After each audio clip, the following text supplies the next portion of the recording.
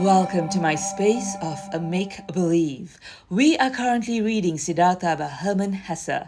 In the last chapter, Siddhartha almost put an end to his life, disgusted at what he had experienced as a rich man. But he was saved by a word that he recited over and over again. And he comes to his senses. He also comes to terms with his journey. So, where to now, Siddhartha? But first, if you have not watched the previous chapters, you'd want to start at the beginning. And now for chapter 9. If you are ready, here we go. The Ferryman. By this river I want to stay, thought Siddhartha.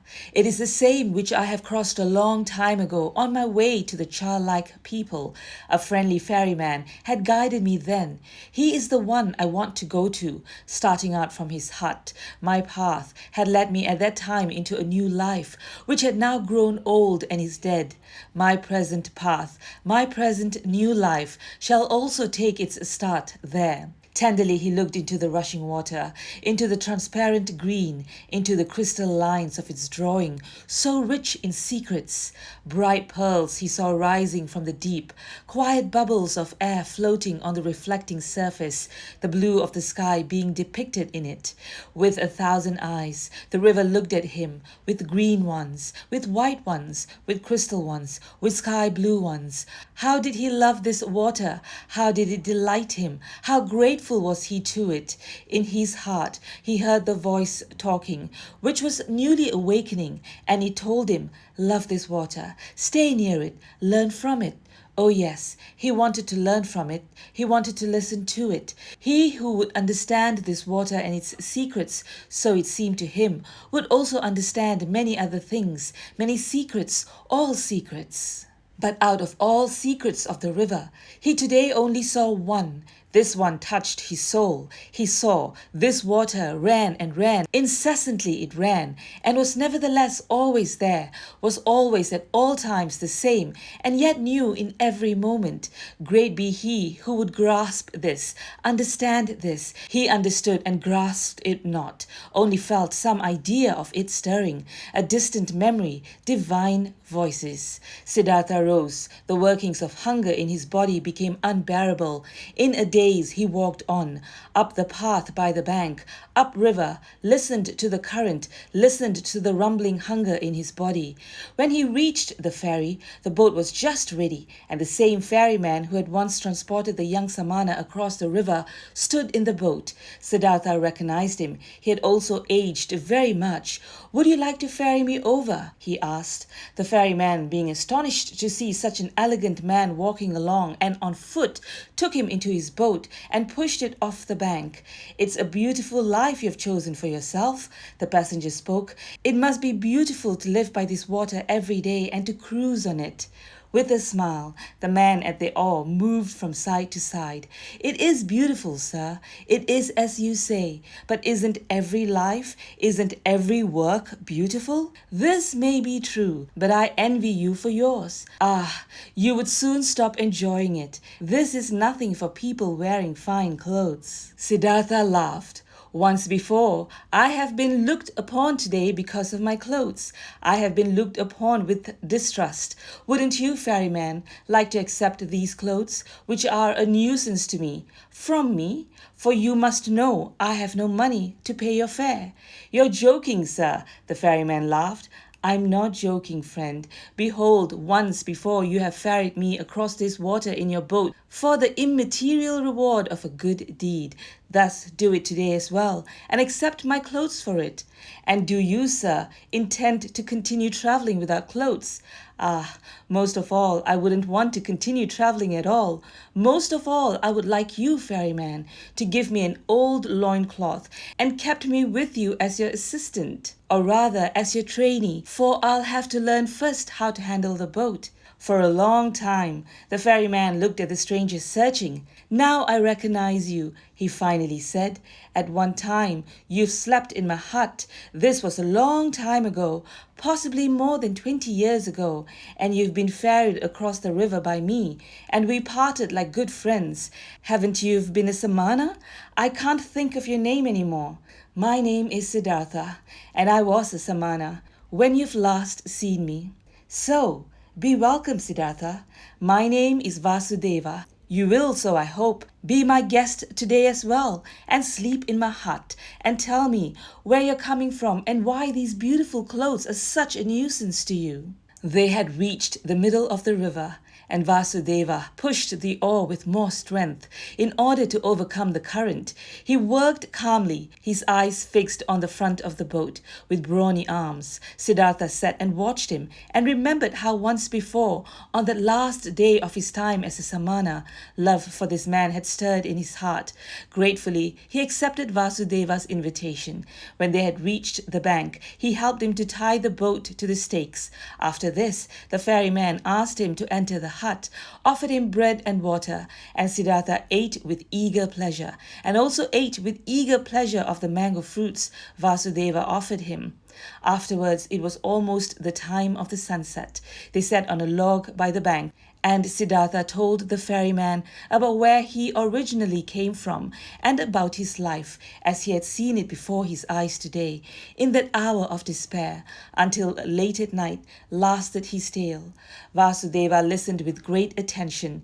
Listening carefully, he let everything enter his mind, birthplace and childhood, all that learning, all that searching, all joy, all distress. This was among the ferryman's virtues, one of the greatest. Like only a few, he knew how to listen.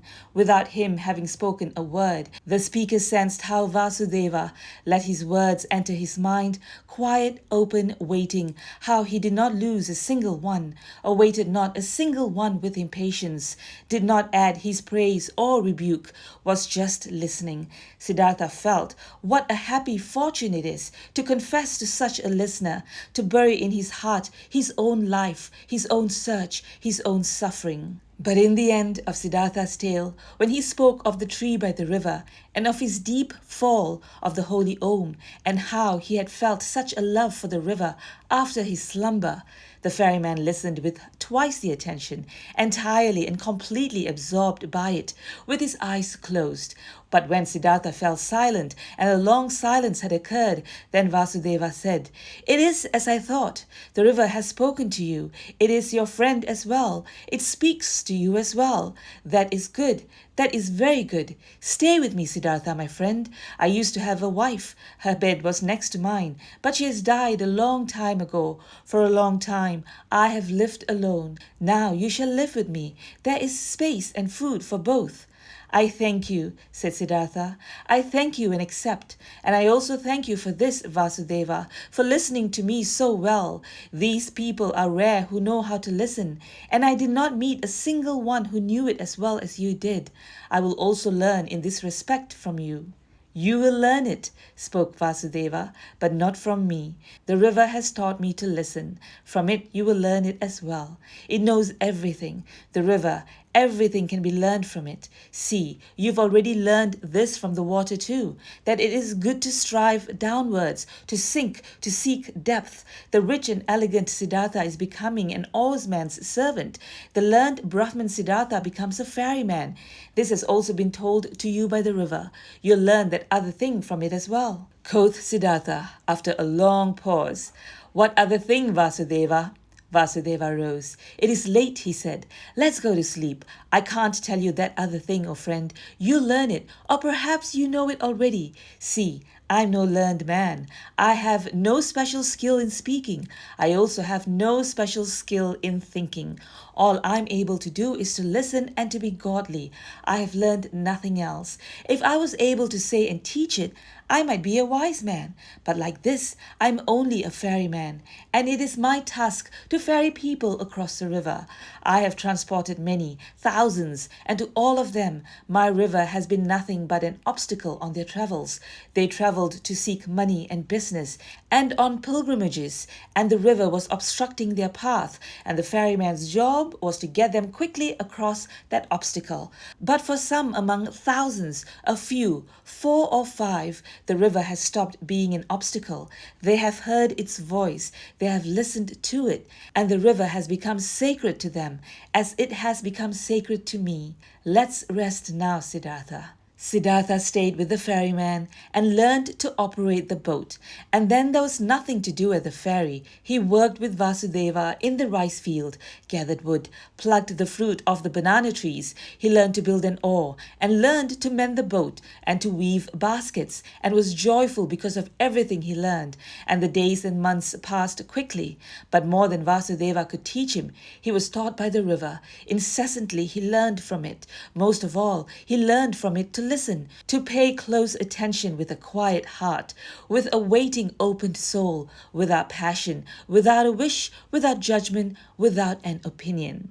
In a friendly manner, he lived side by side with Vasudeva, and occasionally they exchanged some words. Few and at length thought about words. Vasudeva was no friend of words. Rarely Siddhartha succeeded in persuading him to speak. Did you? So he asked him at one time, did you too learn that secret from the river, that there is no time? Vasudeva's face was filled with a bright smile. Yes, Siddhartha, he spoke. It is this what you mean, isn't it? That the river is everywhere at once, at the source and at the mouth, at the waterfall, at the ferry, at the rapids, in the sea, in the mountains, everywhere at once, and that there is only the present time for it, not the shadow of the past, not the shadow of the future. This it is, said Siddhartha, and when I had learned it, I looked at my life, and it was also a river, and the boy Siddhartha was only separated from the man Siddhartha and from the old man Siddhartha by a shadow, not by something real. Also Siddhartha's previous births were no past, and his death and his return to Brahma was no future. Nothing was, nothing will be. Everything has existence and is present. Siddhartha spoke with ecstasy. Deeply this enlightenment had delighted him. Oh, was not all suffering time? Were not all forms of tormenting oneself and being afraid time? Was not everything hard, everything hostile in the world gone and overcome as soon as one had overcome time? As soon as time would have been put out of existence by one's thoughts. In ecstatic delight he had spoken. But Vasudeva smiled at him brightly and nodded in confirmation.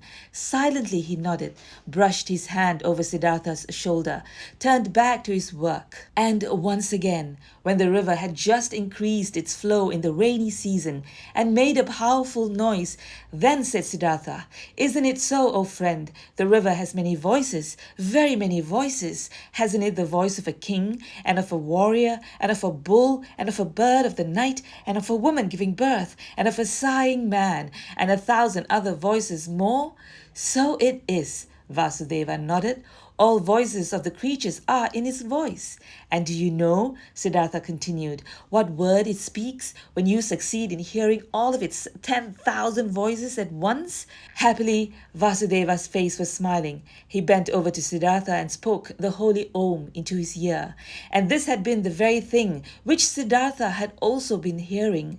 And time after time, his smile became more similar to the ferryman's, became almost just as bright, almost just as thoroughly glowing with bliss, just as shining out of 1,000 small wrinkles, just as alike to a child's, just as alike to an old man's. Many travelers, seeing the two ferrymen, thought they were brothers. Often they sat in the evening together by the bank on the log, said nothing, and both listened to the water, which was no water to them, but the voice of life, the voice of what exists, of what is eternally taking shape.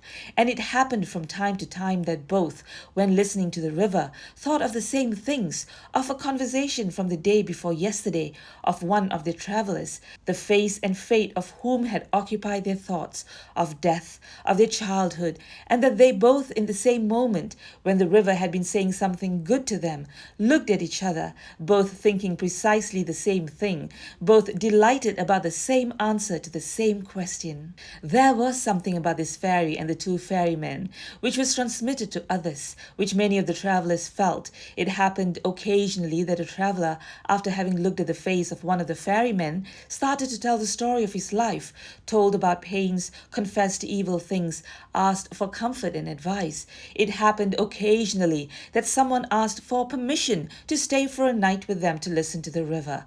It also happened that curious people came who had been told that there were two wise men, or sorcerers, or holy men living by that ferry. The curious people asked many questions, but they got no answers, and they found neither sorcerers nor wise men.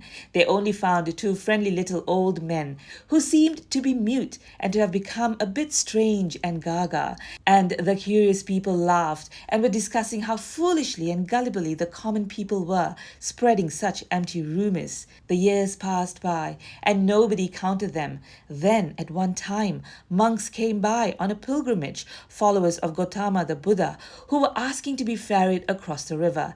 And by them the ferrymen were told that they were most hurriedly walking back to their great teacher, for the news had spread the exalted one was deadly sick and would soon die his last human death in order to become one with the salvation. It was not long until a new flock of monks came along on their pilgrimage, and another one, and the monks as well as most of the other travelers and people walking through the land spoke of nothing else than of Gautama and his impending death.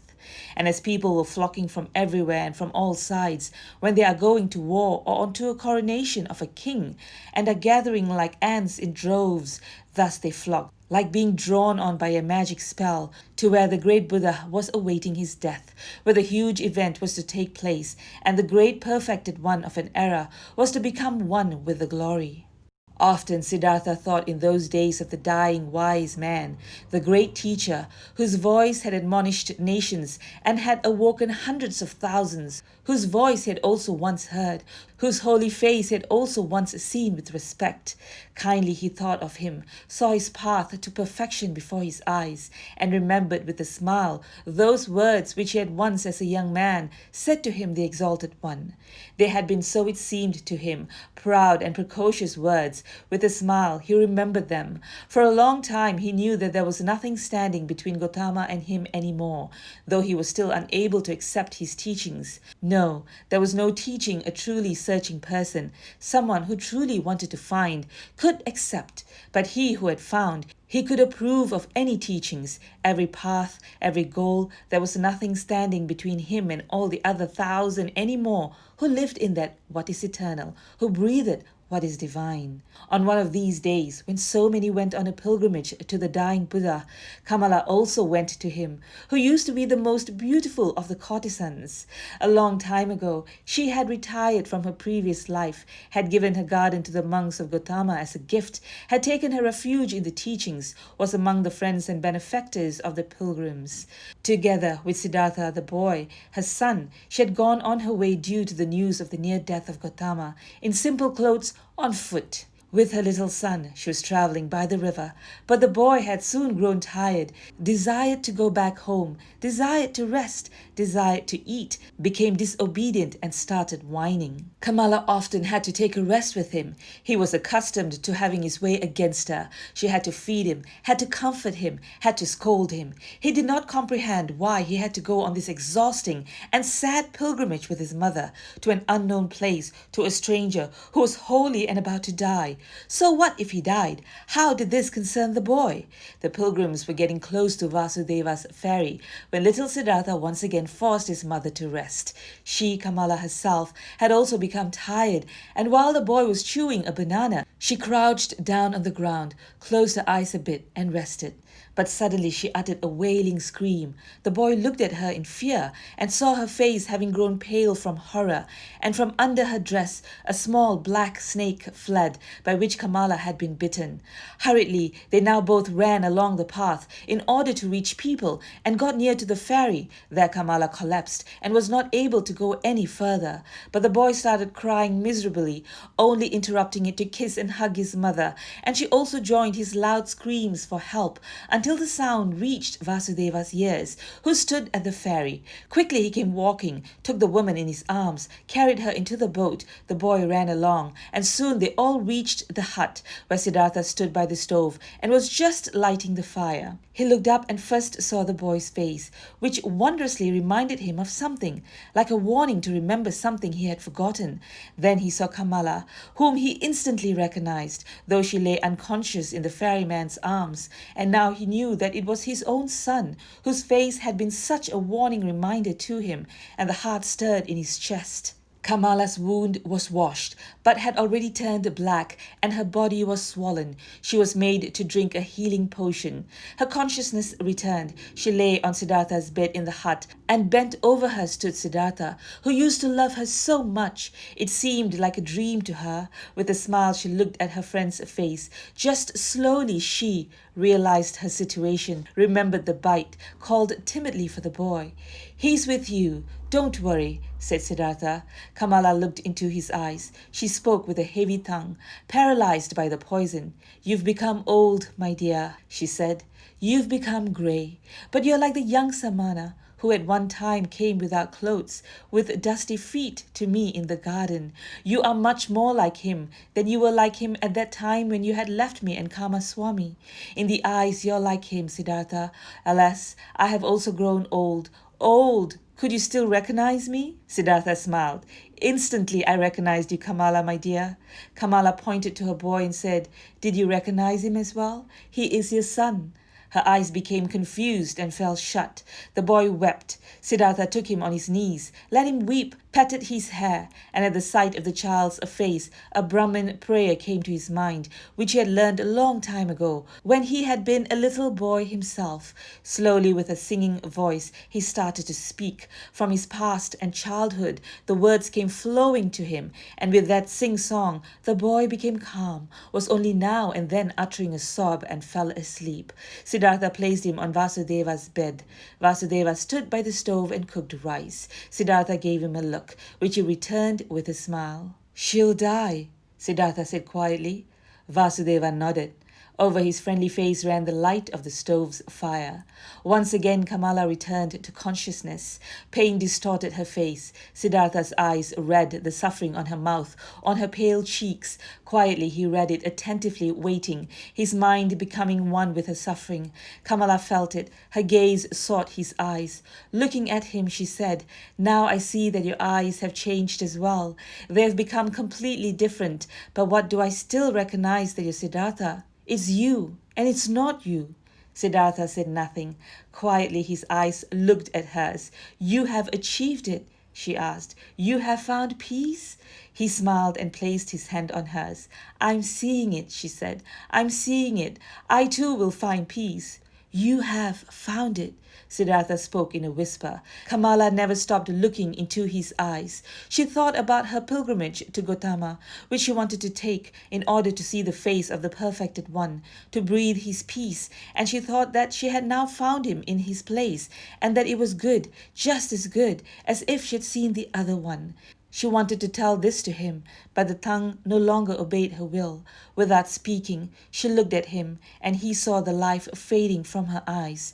When the final pain filled her eyes and made them grow dim, when the final shiver ran through her limbs, his finger closed her eyelids. For a long time, he sat and looked at her peacefully dead face. For a long time, he observed her mouth, her old, tired mouth, with those lips which had become thin, and he remembered that he used to, in the spring of his years, compare this mouth with the freshly cracked fig.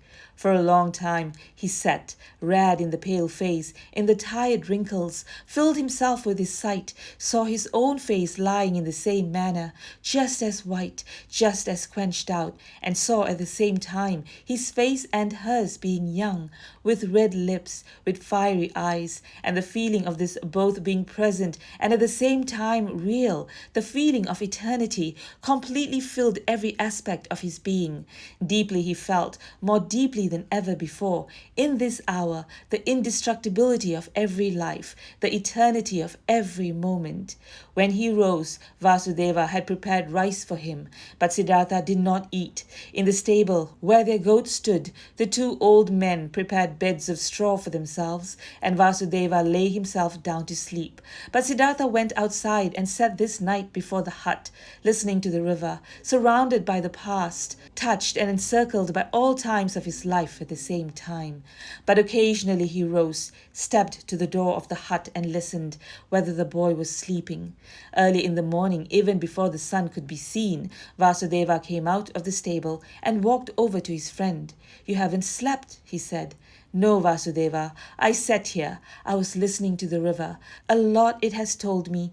Deeply it has filled me with a healing thought, with the thought of oneness. You've experienced suffering, Siddhartha, but I see no sadness has entered your heart. No, my dear. How should I be sad? I, who have been rich and happy, have become even richer and happier now. My son has been given to me. Your son shall be welcome to me as well. But now, Siddhartha, let's get to work. There is much to be done. Kamala has died on the same bed on which my wife had died a long time ago. Let us also build Kamala's funeral pile on the same hill on which I had then built my wife's funeral pile. While the boy was still asleep, they built the funeral pile. The end of chapter 9. So Siddhartha says another goodbye, this time to Kamala. But he says a hello to his son. What is he going to teach him? The lifestyle of the Brahmin? The ferryman? We'll find out in the next chapter. Thank you so much for joining me today. Please like and subscribe and hit the bell so you'll know when the next chapter is ready. Would love to have you for company. Till next time, go grab a book to read or a pen to write and let your imagination take you anywhere. Be anyone, do anything.